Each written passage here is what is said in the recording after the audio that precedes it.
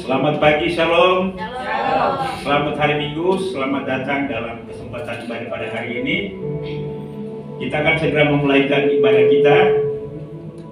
Dan sebelum kita memulai, saya berikan kesempatan bagi setiap kita untuk masing-masing bersaat teduh. Mazmur nomor 150 ayat 1 sampai dengan ayat yang ke-6 berkata, Haleluya, pujilah Allah dalam tempat kudusnya, pujilah dia dalam cakrabalanya yang kuat, pujilah dia karena segala keperkasaannya, pujilah dia sesuai dengan kebesaran yang hebat, pujilah dia dengan tiupan sangkakala, pujilah dia dengan gambus dan kecapi, pujilah dia dengan rebana dan tarik-tarian, pujilah dia dengan permainan kecapi dan seruling, pujilah dia dengan ceracap yang berdenting, pujilah dia dengan ceracap yang berentang, biarlah segala yang bernafas memuji Tuhan. Haleluya. Saya undang kita semua untuk bangkit diri. Kita nyanyikan pujian, katakan lebih dari segalanya. Kembali kami bersama-sama pada hari ini datang mengakhiri kata kasih karunia-Mu ya Tuhan. Kami bersyukur karena anugerah-Mu yang selalu nyata yang kami sampai dengan hari ini. Kembali kami datang bersama-sama hari ini untuk beribadah, untuk menyembah-Mu, memuji-Mu, mendengarkan firman-Mu. Kami percaya kehadiran-Mu di tengah-tengah kami. Karena itu kami mohon, gerakkan kami, berikan semangat gairah baik kami untuk memuliakan Engkau pada hari ini. Biarlah segala kepujian, kehormatan hanya bagi-Mu.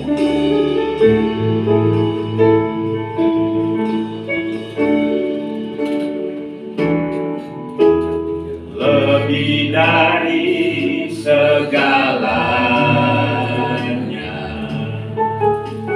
ku berharap padamu.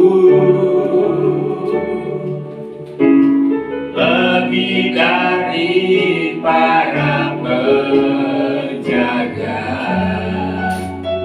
mengharap fajar pagi. Begitu rindu hatiku berada dekatmu. Alangkah dalam kasih-Mu memenuhi hidup, tenanglah jiwaku.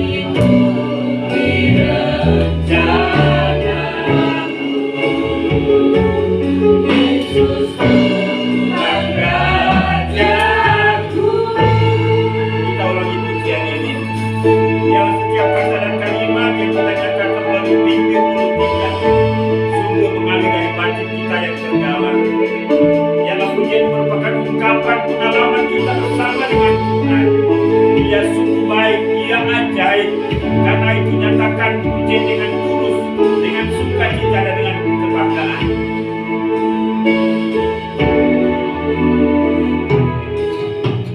Lebih dari segalanya, ku berharap padamu. Lebih dari para penjaga, mengharap fajar pagi.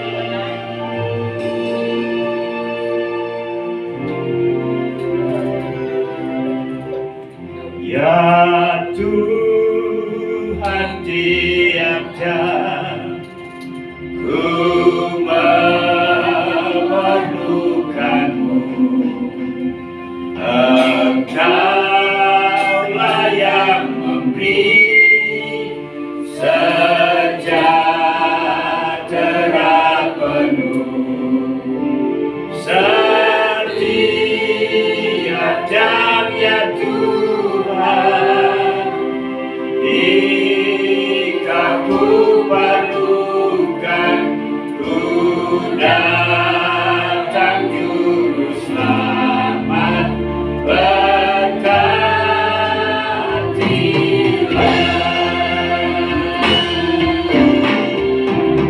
Ya Tuhan tiap jam ubah pelukanmu,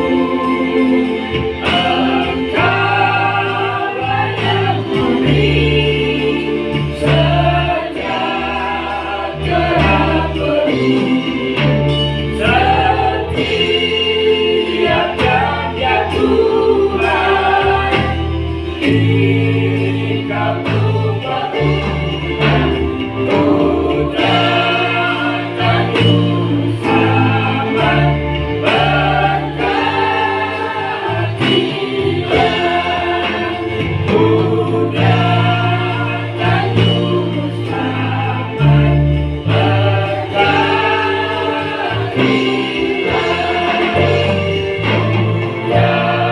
Putrakan Juru Selamat,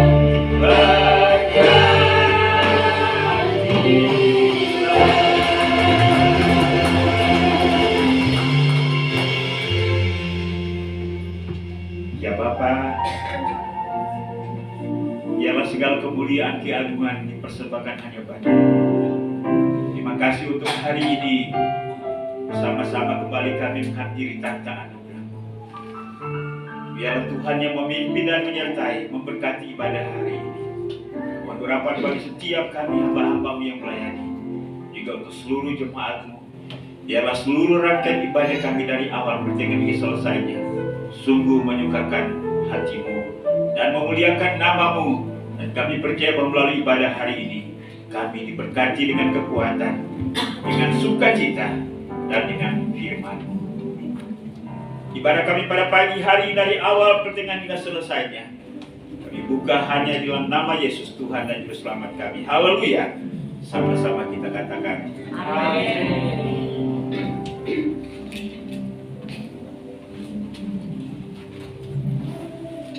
Sekali lagi saya menyapa Shalom. Apa kabar hari ini? Luar biasa. Mari saudara kanan kirimu salami. Tuhan Yesus luar biasa. Kita lanjutkan ibadah kita. Kita akan satu pujian dengan penuh sukacita. Katakanlah, Kaulah kuatku, beribu rendah di kirimu. Mari kita bersukacita hari ini karena Tuhan menyertai kita di sepanjang kehidupan kita.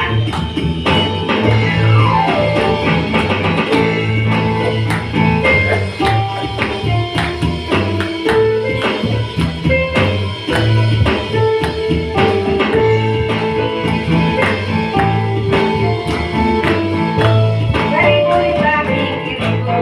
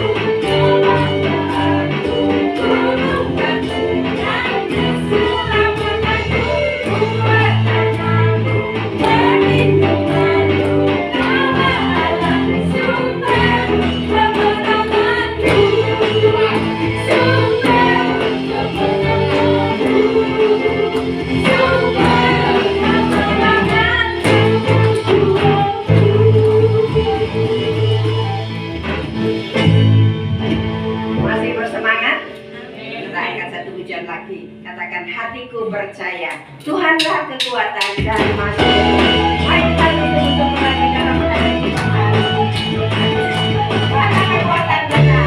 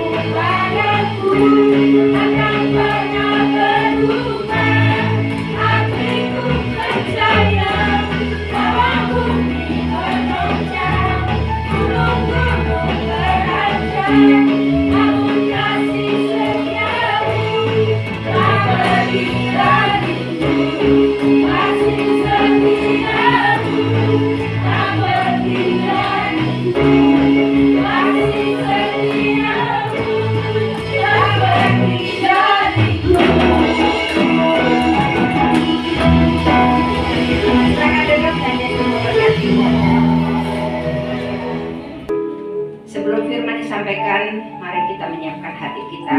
Kita angkat satu pujian, katakan, penyertaan-Mu Tuhan, segalanya bagiku.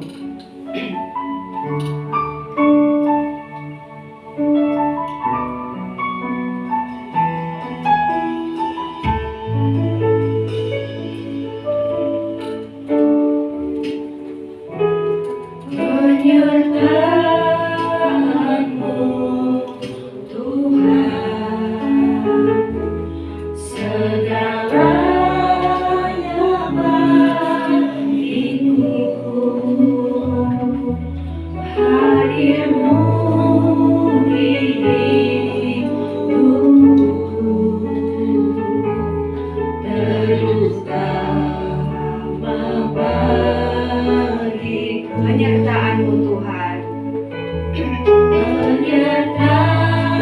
penyertaan-Mu Tuhan, segalanya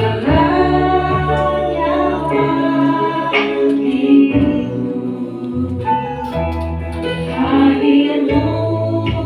di hidupku, terutama bagiku. Anugerah-Mu,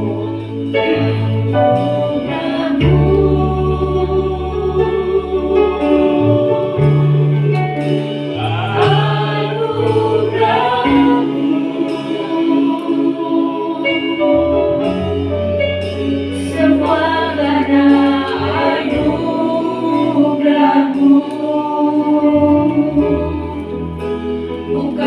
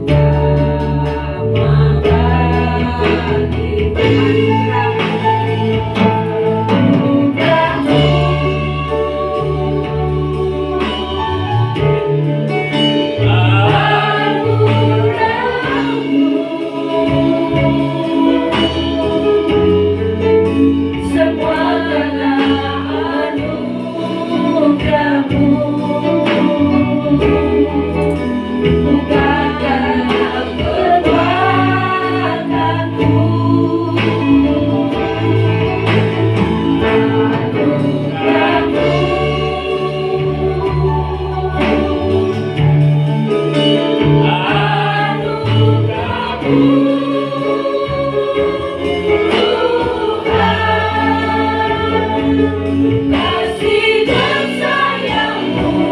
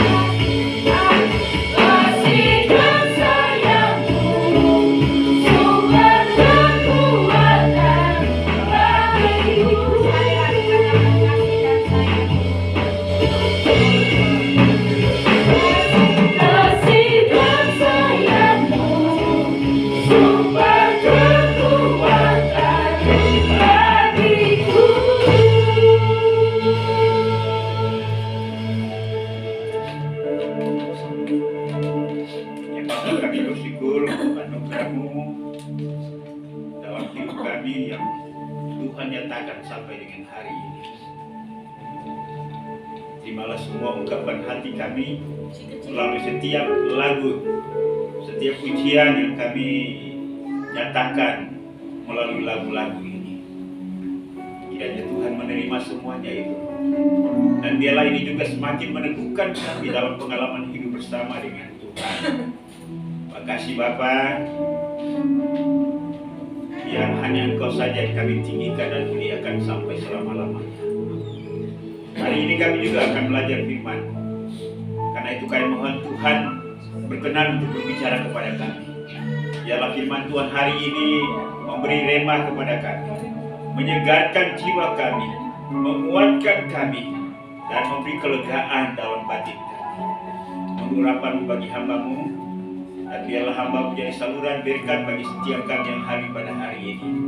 Juga anak-anak kami akan mendengarkan firman-Mu di dalam persekutuan mereka hari ini. Karena itu Tuhan tolong mereka, supaya mereka juga dapat memberi perhatian kepada firman-Mu. Urapi dan berkati guru-guru sekolah minggu, mengajar mereka. Biarlah hari ini kami sama-sama menikmati kebenaran-Mu, roti dari surga yang memberikan kehidupan secara rohani bagi setiap kami. Terpujilah nama-Mu ya Bapa. Inilah doa kami, bicara kepada kami karena kasih kami siap untuk mendengar. Hanya di dalam nama Tuhan Yesus kami berdoa, haleluya. Amin. Baik, silakan duduk.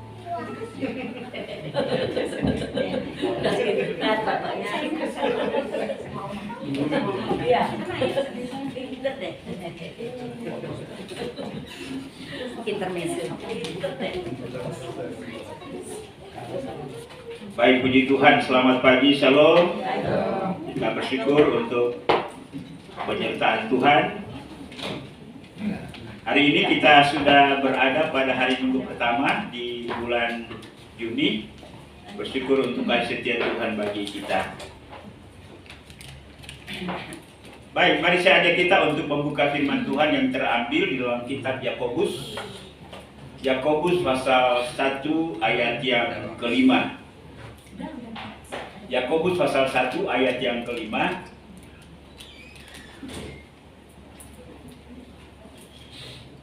Ya, karena ini hanya satu ayat, Yakobus pasal 1 ayat yang kelima. Karena ini hanya satu ayat, maka kita akan baca bagian firman Tuhan ini bersama-sama. Tolong ditampilkan di screen di depan. Yakobus 1 ayat yang kelima. Baik, mari kita melihat ke depan. Kita baca bersama-sama dengan suara yang terbaik. Demikianlah bunyi firman Tuhan 1, 2, 3. Tetapi apabila di antara kamu ada yang kekurangan hikmat, hendaklah ia memintanya kepada Allah, yang memberikan kepada semua orang dengan murah hati dan dengan tidak membangkit-bangkitkan, maka hal itu akan diberikannya kepadanya. Puji Tuhan. Demikian jauh pembacaan firman Tuhan pada pagi hari ini. Berbahagia setiap orang yang membaca, merenungkannya dan melakukannya di dalam kehidupannya setiap hari. Bapak, Ibu, dan Saudara, kalau kita berbicara tentang hikmat, apa sebenarnya hikmat? Saya rasa bahwa hikmat itu melampaui segala pengetahuan apapun. Walaupun mungkin dalam implementasi atau penerapan dalam hidup kita sederhana, tetapi bagi saya ialah bahwa hikmat kita gunakan dalam semua segi kehidupan ini. Apapun yang kita hadapi, kita butuh hikmat. Ya, walaupun ada yang mencoba untuk memberikan tentang definisi hikmat. Misalnya seperti ini. Hikmat menurut Alkitab, ya ini adalah merupakan definisi berdasarkan interpretasi. Ya, jadi Alkitab adalah dasarnya. Hikmat menurut Alkitab adalah kecakapan, pengertian, dan kemampuan rohani untuk mengambil keputusan yang benar dan menjalani hidup sesuai dengan kehendak Allah.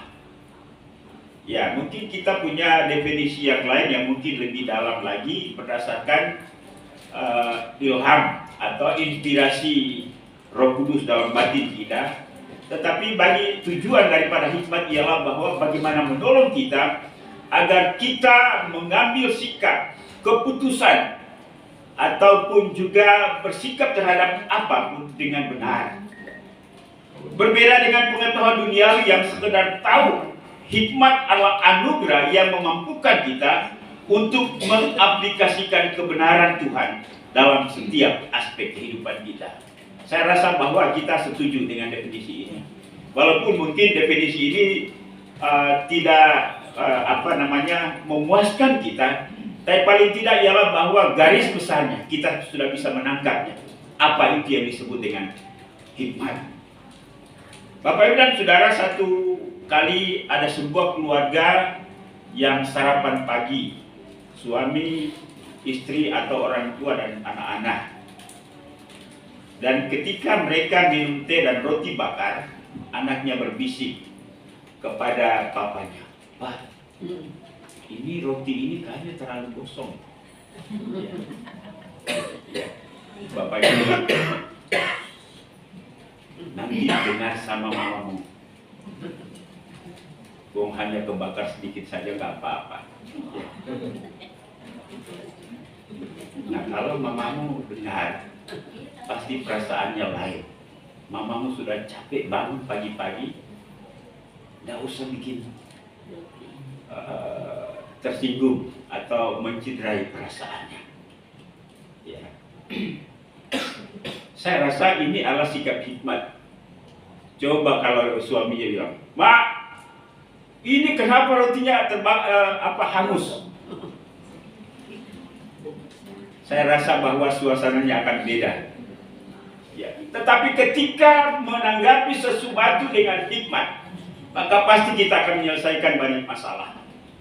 Tetapi faktanya dalam hidup ini ialah bahwa ketika kita sementara menghadapi sesuatu yang tidak sesuai dengan harapan kita, kita terlalu cepat, tergesa-gesa memberi reaksi dengan reaksi yang negatif. Pada akhirnya kacau balau lah. Ya. Saya rasa bahwa ketika sang suami atau sang ayah memberikan suara dengan nada sopran yang tinggi, saya rasa bahwa oktav istrinya akan lebih tinggi lagi. Ya. Tapi karena suaminya meredam, tidak usah dipermasalahkan. Mungkin hari ini gosong, tapi besok kita berharap tidak lagi. Ya. Ini adalah jawaban atau reaksi yang sangat bijaksana atau reaksi yang berhikmat. Kekacauan dalam hidup kita disebabkan oleh karena tidak berhikmatnya kita menanggapi segala sesuatu. Ya. Karena itu kita perlu tenang ketika kita menghadapi sesuatu. Tidak usah tergesa-gesa bereaksi. Saya pernah menceritakan tentang dua orang pemburu. Ya, mereka ada di hutan. Tiba-tiba ada seekor rusa lewat. Mereka mulai mengejar rusa itu. Mereka berpencar, yang satu ke barat, yang satu ke timur. Dan yang mengejar rusa itu tiba-tiba terperosok jatuh ke dalam lubang. Akhirnya rusa itu tidak ketangkap. Karena temannya yang ada di atas ini mengurus teman yang jatuh ke dalam gua. Lalu dia teriak dari atas, "Gimana keadaanmu?" Dia bilang, "Parah saya. Kaki saya patah, tangan saya patah. Nah ini saya mengulurkan tali. Gimana caranya supaya saya tarik ke atas? Megang nggak bisa." Lalu dia katakan, "Kalau begitu gigit talinya." Akhirnya, karena ini hanya cerita, digigit talinya, maka ditariklah temannya itu ke atas. Belum sampai ke atas, belum memijakkan kakinya di tanah, temannya ini sudah tanya, "Kaki yang mana yang cedera?" Akhirnya dia buka mulut. Ketika dia buka mulut, tali itu lepas, jatuh lagi ke bawah. Ya. Ini yang namanya tidak berhikmat. Tetapi inilah contoh sehari-hari yang kita lakukan, bahwa sebenarnya tidak perlu kita berbicara. Tenang saja dulu, tunggu ada waktu yang tepat untuk kita bicara. kita sudah bicara. Hanya bukan menyelesaikan masalah, tetapi menambah masalah. Kita butuh hikmat dalam segala keadaan kita. Bapak Ibu dan Saudara dikasih dalam Yesus Kristus, hikmat Alkitab menyatakan hikmat itu ada di dalam Kristus. Dan itu berarti bahwa hikmat itu bersumber dari Allah. Dalam 1 Korintus pasal 1 ayat 24 firman Tuhan berkata, tetapi untuk mereka yang dipanggil, baik orang Yahudi maupun orang bukan Yahudi, Kristus adalah kekuatan Allah dan hikmat Allah. Kehadiran Kristus di dalam dunia ini menyelesaikan masalah antara Allah dengan manusia. Itulah sebabnya saya melihat bahwa Kristus itu berbicara secukupnya, berbicara pada tempatnya, berbicara secara proporsional, tidak kurang dan tidak lebih, tidak asal, tetapi ia bicara selalu memberi dampak yang positif. Amin. Kalau tidak salah minggu lalu kita sudah sepintas melihat sebuah kasus di mana ada seorang perempuan yang kedapatan berzina. Lalu orang-orang Farisi dan ahli Taurat menyeret perempuan itu lalu membawanya kepada Yesus dengan berkata, Guru, menurut hukum Taurat, menurut hukum Musa, bahwa perempuan yang seperti ini pantas untuk dirajam dengan batu. Apa yang dilakukan oleh Yesus? Langsung bereaksi kemudian menatap perempuan itu. Apa yang kau lakukan, hai perempuan? Yesus tidak seperti itu. Justru Yesus seolah-olah sepertinya tidak peduli dengan dakwaan para ahli Taurat dan orang Farisi itu. Yesus menulis ke tanah. Namun karena ia didesak untuk menjawab, maka ia akhirnya mengangkat muka dan menjawab. Lalu dia katakan, barang siapa di antara kalian yang merasa tidak berdosa, dialah yang pertama mengangkat batu dan melempar perempuan ini sampai mati. Saya rasa bahwa ini adalah jawaban yang bijaksana. Ya. Yesus juga tidak grogi, tidak merasa didakwa oleh ahli Taurat. Tetapi Yesus juga tidak menjadi hakim atau mengadili di tengah-tengah orang Yahudi dan para ahli Taurat itu, perempuan yang kedapatan berzina. Justru sikap Yesus, jawaban Yesus memberikan solusi yang terbaik, baik bagi para ahli Taurat maupun juga perempuan yang berdosa itu. Dan pada akhirnya mereka pergi, tetapi disitulah kebenaran dinyatakan. Karena itu Bapak Ibu dan Saudara dikasih dalam Yesus Kristus, ini adalah contoh, ya, bagaimana kita memperoleh hikmat itu. Karena sekali lagi, hikmat tidak bisa diperoleh melalui ilmu pengetahuan dan pendidikan, ataupun hikmat tidak diperoleh melalui bangku pendidikan, entah itu SD, SMP, SMA, sarjana, S1, S2, S3, S-teler sekalipun.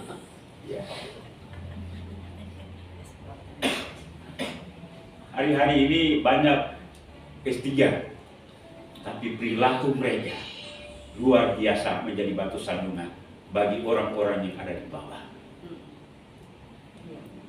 Entah itu pemimpin rohani maupun juga pemimpin politik, juga pemimpin perusahaan.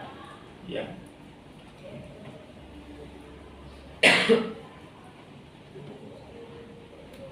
Mengapa? Karena mereka tidak berhikmat.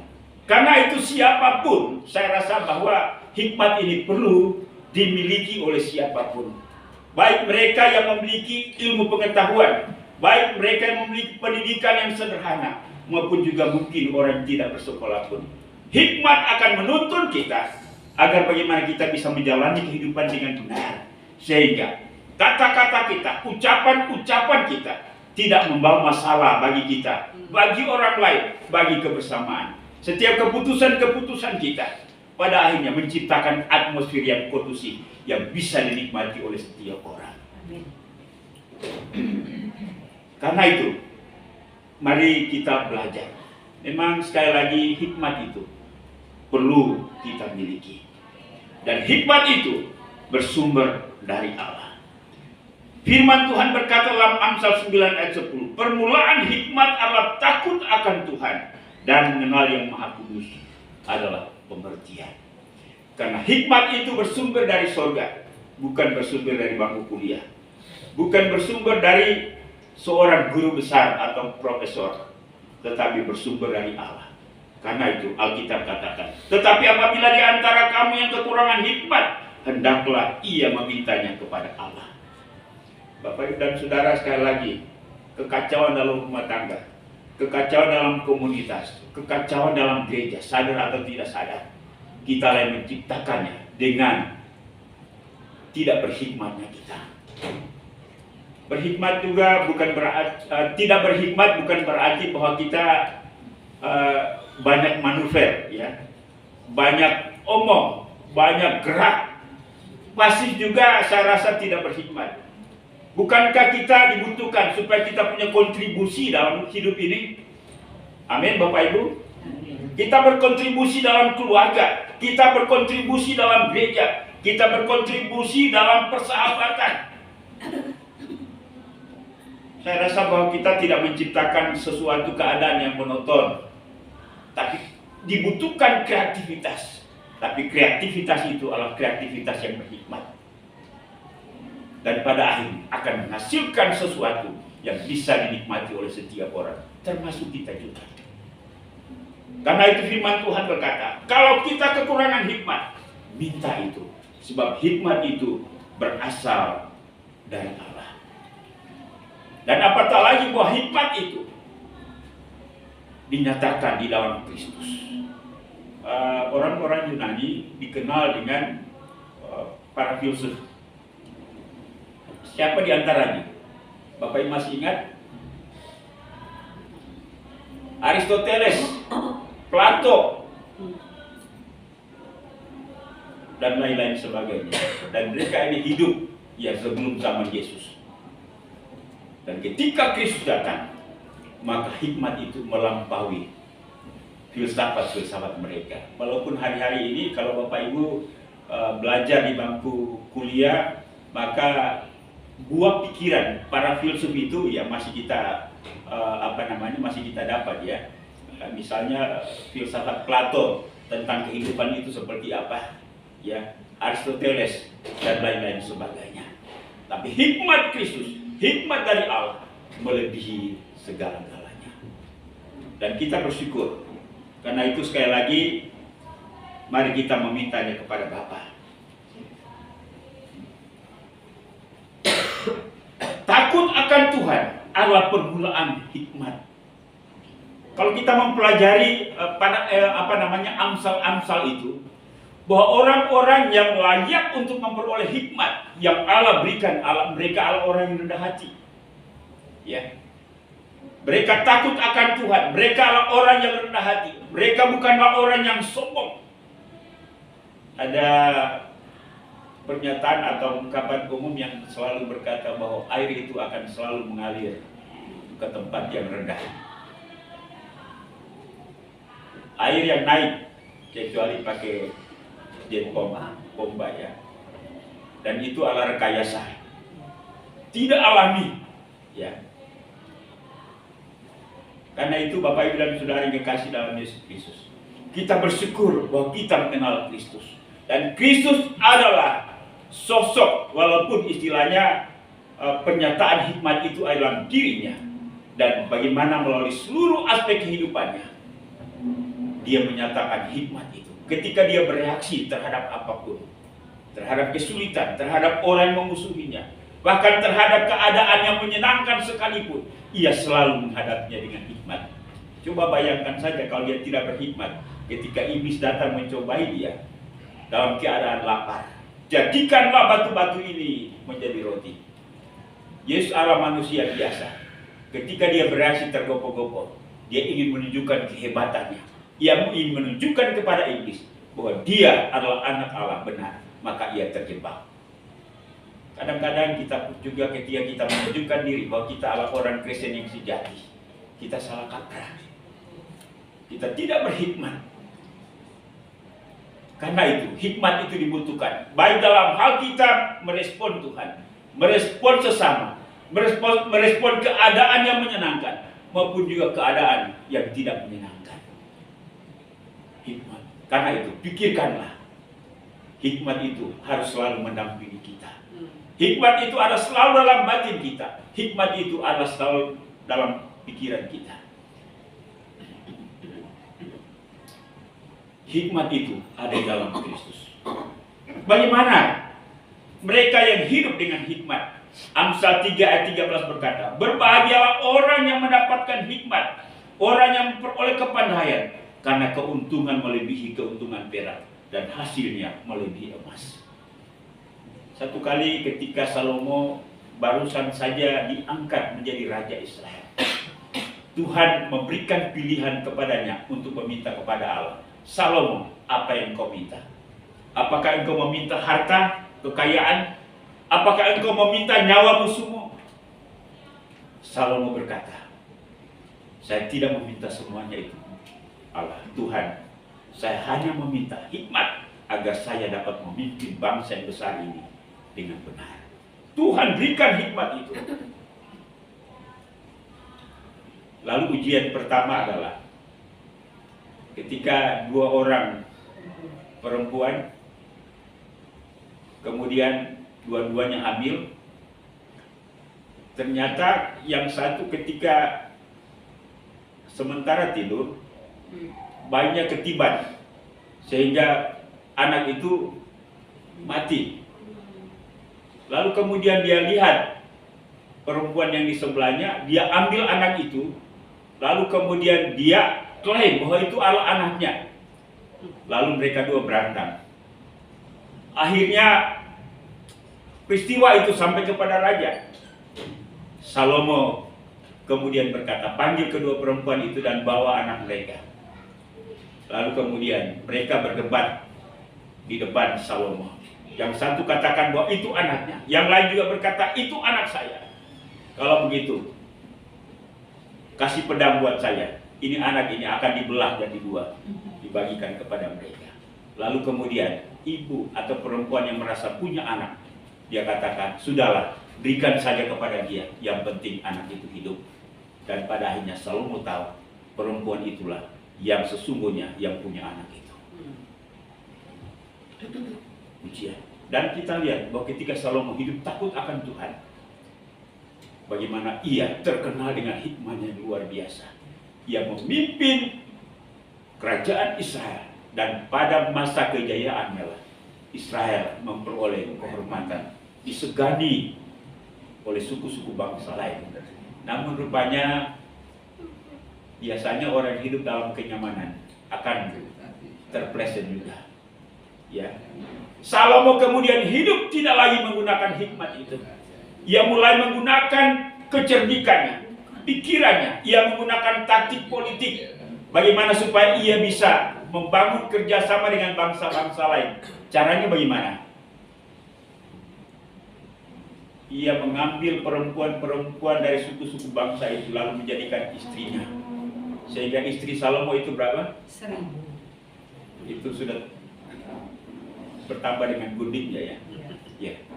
Dan pada akhirnya justru Salomo jatuh ya di dalam kesombongannya.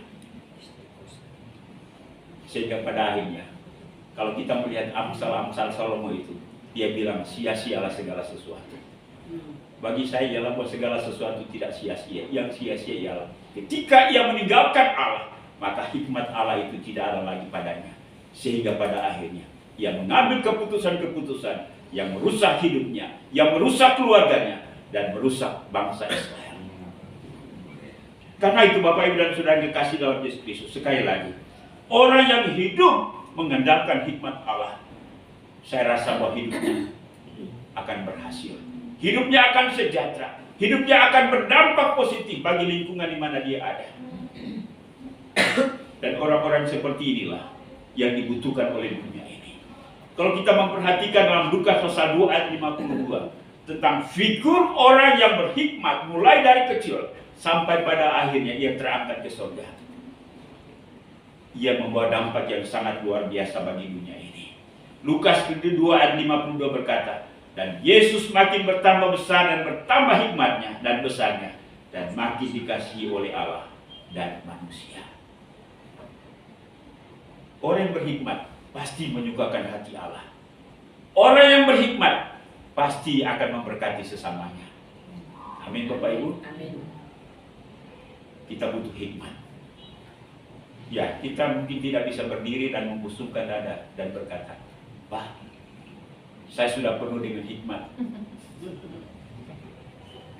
Kita harus berani berdiri dan menunduk di hadapan Tuhan. Tuhan, saya selama ini kurang hikmat, atau malah saya tidak punya hikmat sama sekali, sehingga keluarga saya menderita. Ya, bukan menderita seperti apa, tapi mungkin diam-diam menderita batin. Ya, suami menderita batin, istri menderita batin, anak-anak menderita batin.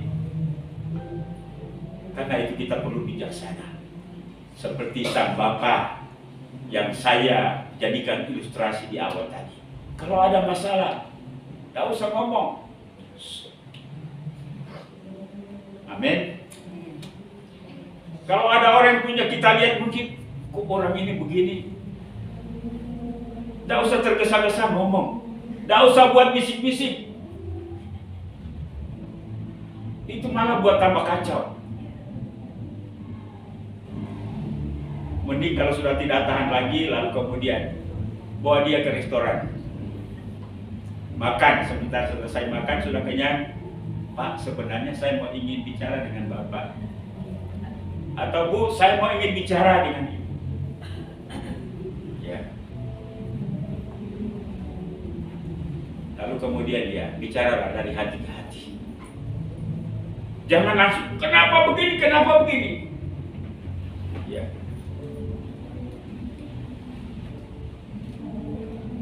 Ya, kadang-kadang saya juga begitu, ya. Apa hanya saya saja, Bapak Ibu? Ya, kita semua. Karena itu kita perlu bertobat bersama-sama. Pertobatan masalah. Ya. Mungkin bukan persoalan yang besar-besar, persoalan secuil, tapi itu adalah sikap yang tidak benar.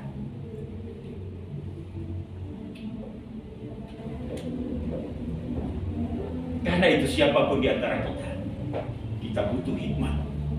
Suami butuh hikmat, istri butuh hikmat, orang tua butuh hikmat, anak-anak butuh hikmat. Sehingga terciptalah sebuah kehidupan yang menyenangkan.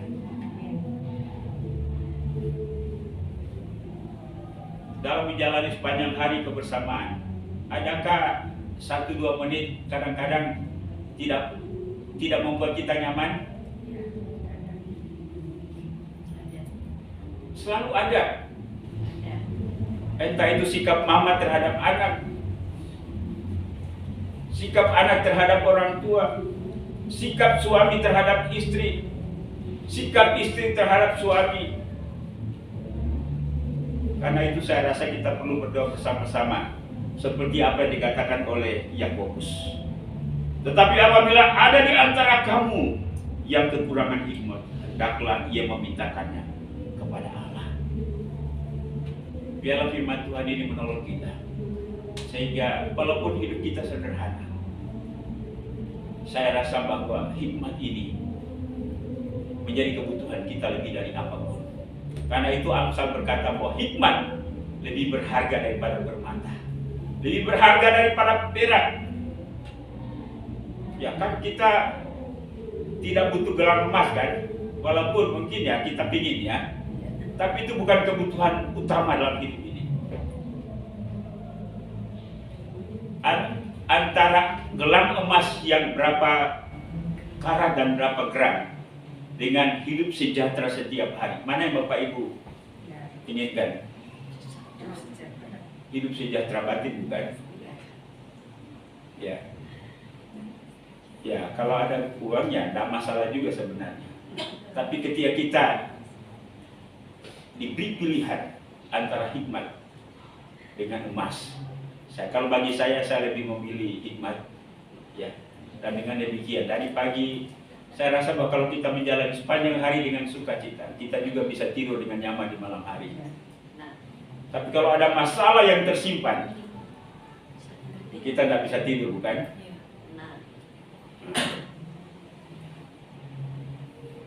kemarin ada postingan dan saya lanjutkan juga ke grup teman-teman. Memasuki usia 60, kita tidak butuh apa-apa lagi. Kita hanya butuh ketenangan dan kesehatan. Kesehatan jiwa dan kesehatan fisik. Ya, bisa makan secukupnya, kemudian bisa tidur. Ya. Beberapa hari yang lalu anak-anak makan enak ya, kemudian dah habis. Jadi dia katakan, Pak, ini masih sisa. Biasakan kita orang tua jadi tempat. Ya. Setelah itu catering lagi dah habis. Makanlah saja. Besok malamnya. Nah, ini mungkin tidak berhikmat juga ya. Saya tidur dengan perut yang kekenyangan. Tengah malam mulai lah bergejolak. Dampaknya beberapa hari. Ya. Nah, jadi ya ini mungkin persoalan sepele, tapi ini sangat mengganggu. Ya, mengganggu fisik tapi juga mengganggu aktivitas. Karena itu saya rasa bahwa apapun dalam hidup ini kita butuh hikmat. Mungkin kita berada dalam keadaan terpojok. Minta hikmat. Tadi saya baru bicara dengan Samuel. Samuel ngomong pengalamannya di tempat pekerjaan. Saya bilang, Samuel, sikapilah dengan hikmat. Jangan ambil sikap dan keputusan yang tergesa-gesa karena emosi, ya, karena rasa tidak tahan lagi. Minta kekuatan dari Tuhan. Ambillah keputusan yang tepat.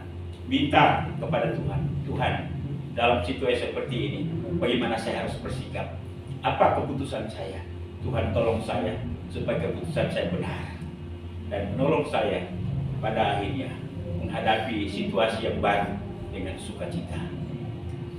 Biarlah hikmat Allah sungguh memenuhi hati pikiran kita, sehingga dalam menjalani hidup ini kita dimampukan untuk memberi solusi-solusi, baik atas persoalan yang kita sendiri hadapi, maupun juga persoalan bersama, bahkan juga persoalan orang lain.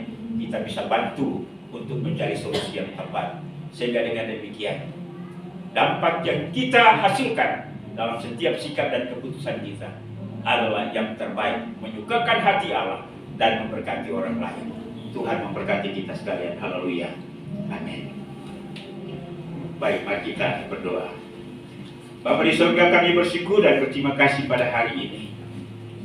Kami boleh belajar dari Rasul Yakobus bahwa jika ada di antara kami yang kekurangan hikmat, hendaknya ia memintakannya kepada Allah.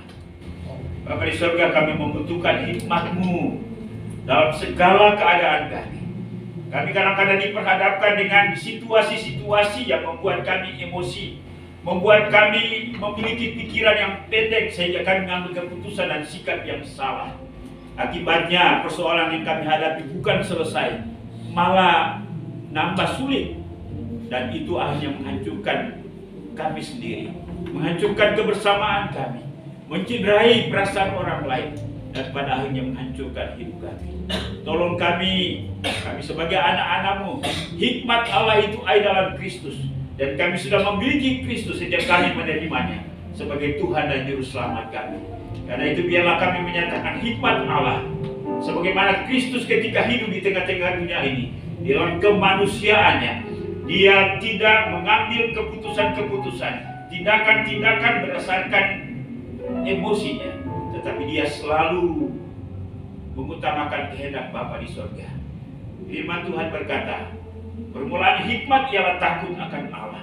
Karena itu Tuhan tolong kami, supaya kami selalu menjadikan Tuhan sebagai dasar pertimbangan kami di dalam mengambil kesimpulan, di dalam mengambil keputusan apapun, sehingga sungguh hidup kami menjadi kesukaan Tuhan dan menjadi berkat bagi orang lain. Dan pujilah nama Dia Bapa, meteraikan firman-Mu dalam batin kami, mampukan kami untuk membawanya pulang dan kami mempraktikannya di dalam kehidupan kami setiap hari.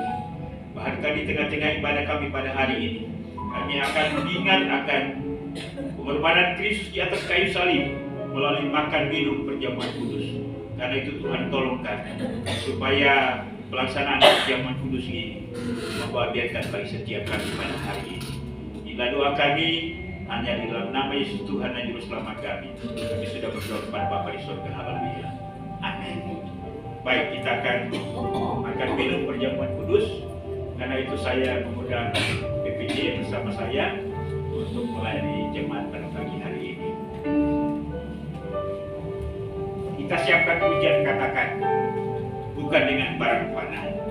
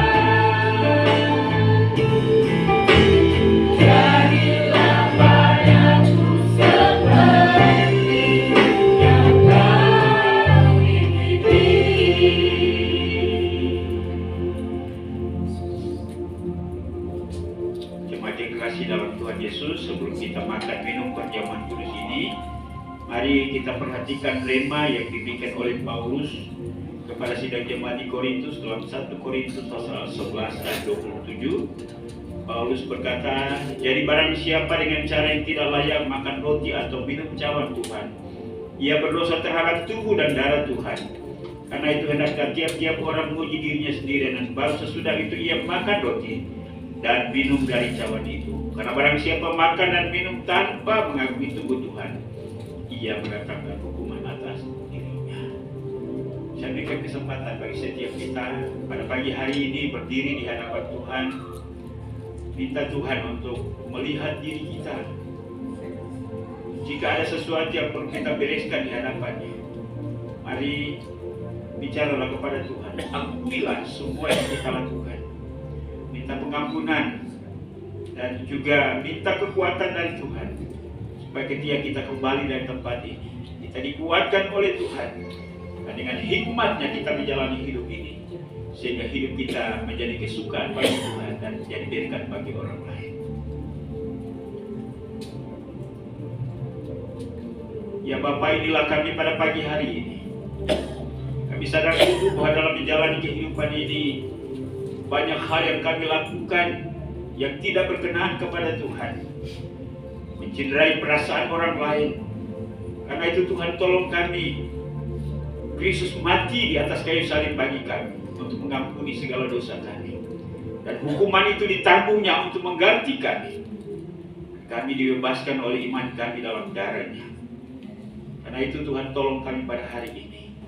Juga bagi setiap kami yang mengalami kesakitan secara jasmani, kami gunakan momentum ini untuk menerima jamahan dan kesembuhan dari Tuhan. Kami percaya oleh bilur-bilur kami sembuh, baik penyakit rohani pun penyakit jasmani kami. Terpujilah nama Bapa, inilah doa kami dalam nama Tuhan Yesus kami berdoa, haleluya. Mari kita angkat posting ini dan dengarkan firman Tuhan. Sebab apa yang telah kuteruskan kepadamu telah aku terima dari Tuhan, yaitu bahwa Tuhan Yesus pada waktu ia diserahkan mengambil roti, dan sesudah itu ia mengucap syukur atasnya. Ia memecah-mecahkannya dan berkata, inilah tubuhku yang diserahkan bagi kamu. Perbuatlah ini menjadi peringatan akan aku. Mari kita makan bersama-sama.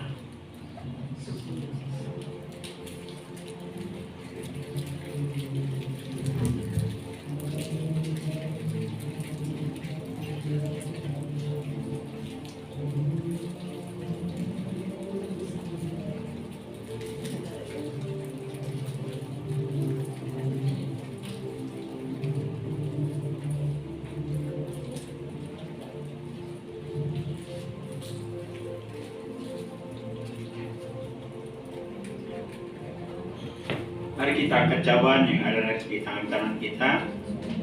Dengarkanlah firman Tuhan.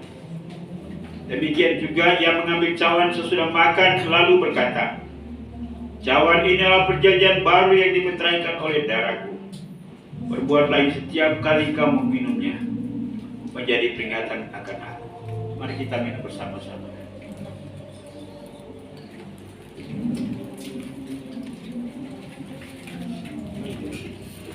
Sebab setiap kali kamu makan roti ini dan minum cawan ini, kamu memberitakan kematian Tuhan sampai ia datang. Kita memuji Tuhan dengan pujian, katakan haleluya, haleluya. Haleluya, haleluya, haleluya. Hallelujah.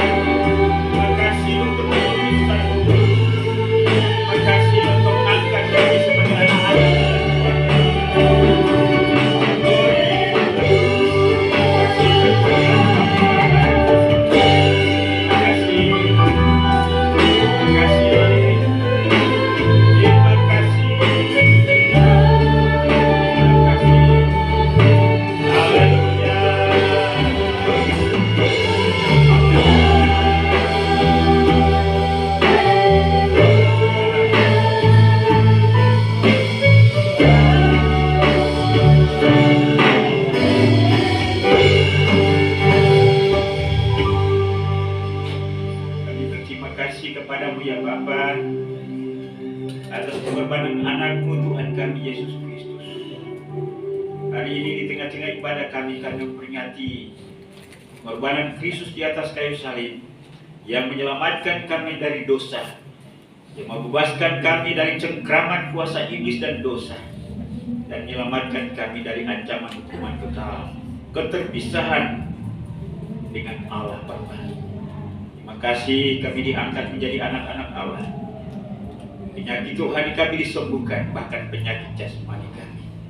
Terima kasih Tuhan, kami diterima kembali dalam persekutuan dengan Bapa, Anak, dan Roh Kudus.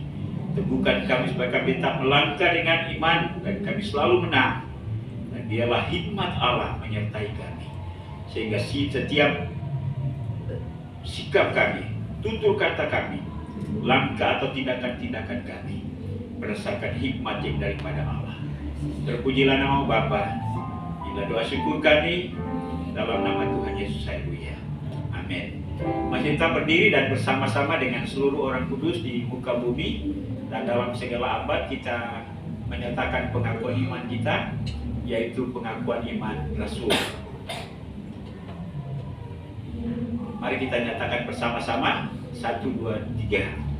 Aku percaya kepada Allah, Bapa yang Maha Kuasa, Khalik langit dan bumi, dan kepada Yesus Kristus, Anaknya yang tunggal, Tuhan kita, yang dikandung dari Roh Kudus, lahir dari anak Maria, yang menderita di bawah pemerintahan Pontius Pilatus, disalibkan, mati dan dikuburkan, turun ke dalam kerajaan maut, pada hari yang ketiga bangkit pula dari antara orang mati, naik ke surga, duduk di sebelah kanan Allah, Bapa yang Maha Kuasa, dan akan datang dari sana untuk menghakimi orang yang hidup dan yang mati.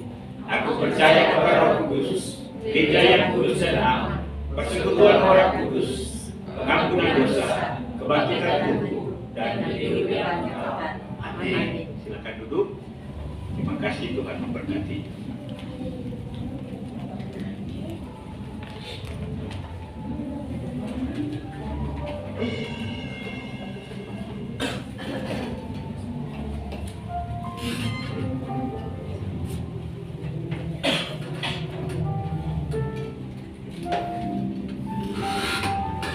Kita akan memberikan persembahan. Saya minta tolong Matthew, tolong bawakan persembahan. Sebelum persembahan dijalankan, saya akan membacakan satu ayat di dalam firman Tuhan di dalam Maleakhi 3 ayat 10 dan 17. Bawalah seluruh persembahan persepuluhan itu ke dalam rumah perbendaharaan, supaya ada persediaan makanan di rumahku, dan pujilah aku, firman Tuhan semesta alam. Apakah aku tidak membukakan bagimu tingkap-tingkap langit dan mencurahkan berkat kepadamu sampai berkelimpahan? Maka segala bangsa akan menyebut kamu berbahagia, sebab kamu ini akan menjadi negeri kesukaan, firman Tuhan semesta alam. Mari kita satu dalam doa. Bapak, terima kasih untuk segala kebaikan-Mu, pimpinanmu, penyertaan-Mu di sepanjang kehidupan kami, sepanjang hari lepas hari. Terima kasih untuk pemeliharaan-Mu yang sempurna atas hidup kami. Terima kasih, 1 bulan lagi sudah kami lewati, 1 minggu lagi kami sudah lewati, dan Engkau tetap memberkati kami. Terima kasih Tuhan, biarlah ucapan syukur itu terus mengalir dalam kehidupan kami. Biarlah sebagai bukti dari ucapan syukur kami rindu memberi dari sebagian apa yang Tuhan sudah berikan kepada kami. Tuhan, pakailah persembahan ini untuk memperluas kerajaan-Mu dan berkatilah tangan-tangan yang sudah memberi. Terima kasih, kiranya Tuhan Kau memberikan juga hikmat kepada hamba-hamba-Mu yang Engkau percayakan untuk mengelola daripada berkat ini. Terima kasih Bapak, terima kasih. Kami siap memberi dengan penuh ucapan syukur di dalam nama Tuhan Yesus. Haleluya. Amin. Kita ke satu pujian katakan doa yang biasa.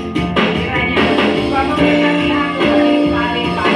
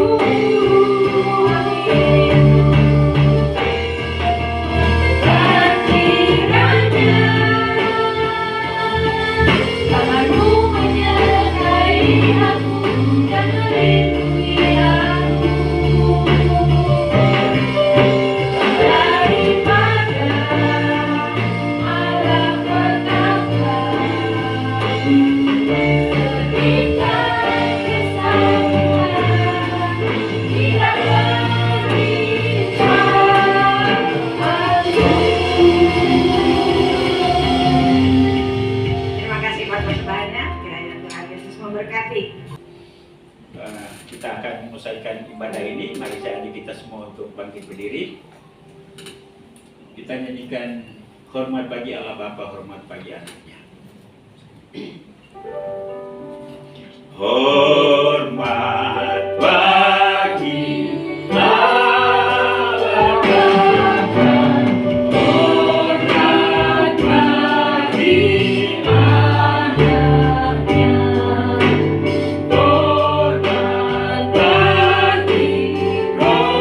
bagi Roh bagimu ketiganya yang esa. Haleluya, haleluya, ketiganya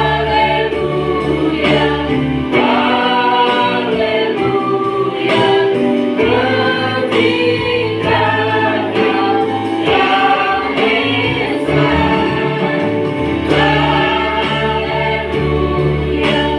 Haleluya, haleluya, ketiganya yang esa. Memberikan penghormatan kepada Bapa, Anak, dan Roh Kudus, Tritunggal yang Esa. Kami bersyukur dan berterima kasih untuk berlangsungnya ibadah kami pada hari ini, mulai dari awal, pertengahan hingga menjelang selesainya. Kami percaya bahwa melalui ibadah hari ini Tuhan ditinggikan, diagungkan, dimuliakan. Dan kami percaya bahwa setiap kami sudah diberkati dengan firman-Mu, dengan puji-pujian, bahkan dengan kebersamaan kami. Sungguh kami menikmati atmosfer surgawi. Setiap lagu-lagu sungguh masuk dalam batin kami, nurani kami, agar terus kami bawa pulang untuk dapat memberikan penghiburan bahkan kekuatan bagi kami. Firman-Mu yang ditaburkan bagi kami hari ini, kami akan menerimanya, menyimpannya, kami akan menggunakannya dalam menjalani kehidupan kami. Kami mau supaya hikmat Allah memenuhi pikiran kami, hati kami, batin kami, setiap keputusan-keputusan kami, reaksi kami, sehingga dengan demikian Tuhan dimuliakan dan orang lain diberkati. Kami sendiri menikmati kebersamaan kami. Ya Bapa di surga, hamba terus berdoa untuk pertumbuhan iman rohani dari keluarga besar Marturia. Baik bapak-bapak, ibu-ibu, remaja sampai kepada anak-anak. Biarlah firman Tuhan yang ada dalam hati pikiran kami itu menjadi landasan bagi kehidupan kami dan dalam menjalani kehidupan ini, sehingga sungguh Tuhan dimuliakan. Kami mau berdoa juga Tuhan untuk kehidupan rumah tangga, hubungan suami istri, anak orang tua. Kiranya Tuhan tolong kami sehingga kami saling memberkati, saling menciptakan suasana kondusif dalam pertumbuhan iman kami. Demikian pun juga kami berdoa buat usaha dan pekerjaan seluruh jemaat.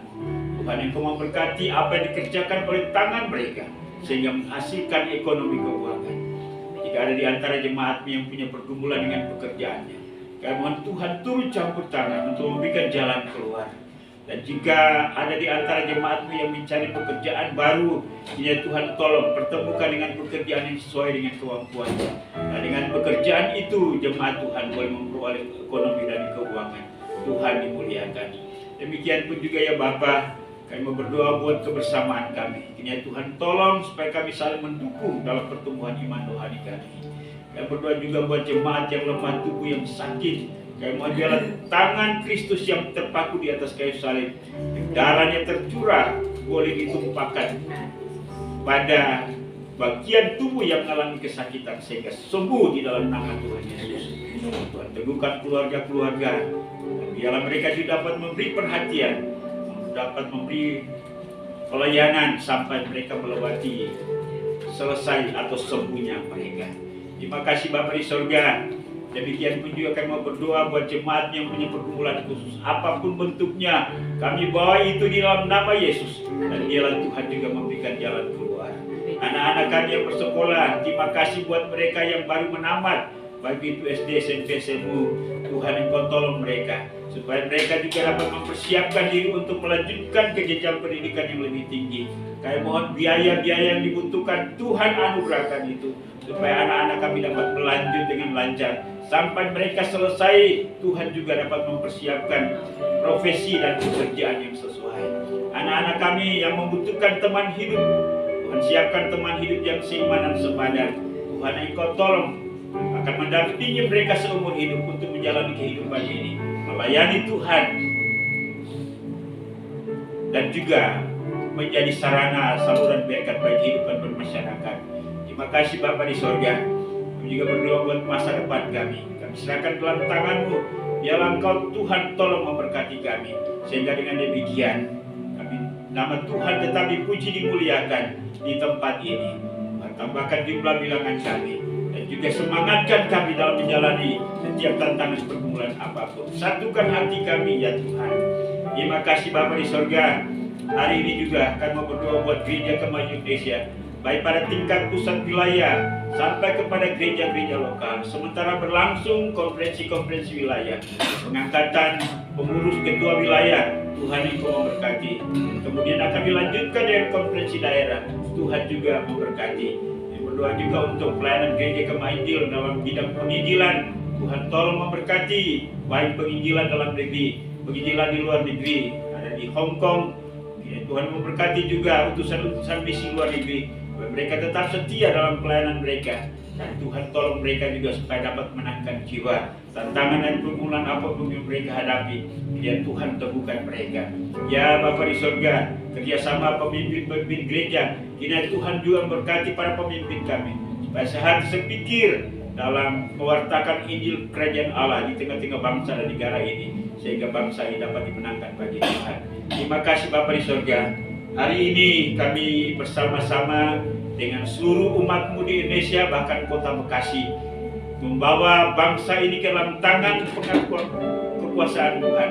Biarlah Tuhan memberkati pemerintah kami, presiden, wakil presiden, para menteri, jajaran pemerintahan dari pusat sampai ke daerah, supaya bangsa ini boleh berjalan sesuai dengan kendali Tuhan, dan biarlah bangsa ini dapat mencapai cita-citanya, yaitu mewujudkan kesejahteraan bagi seluruh masyarakat.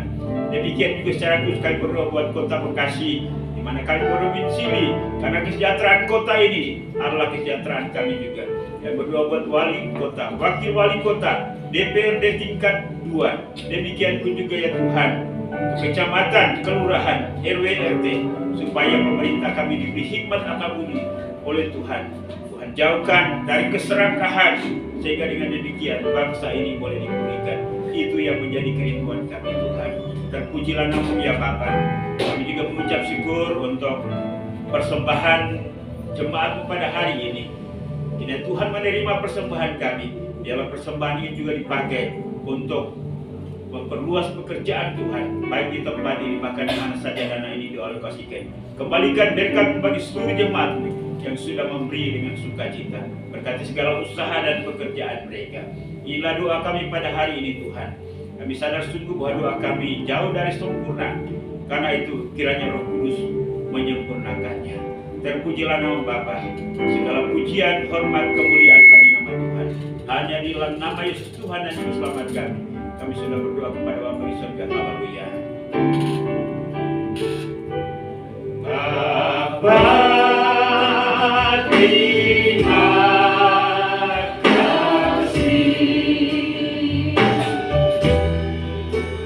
Bapa, terima kasih.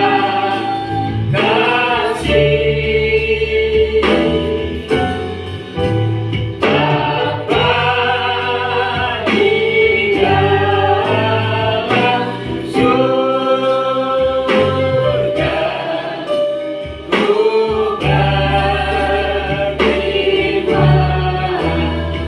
kasih.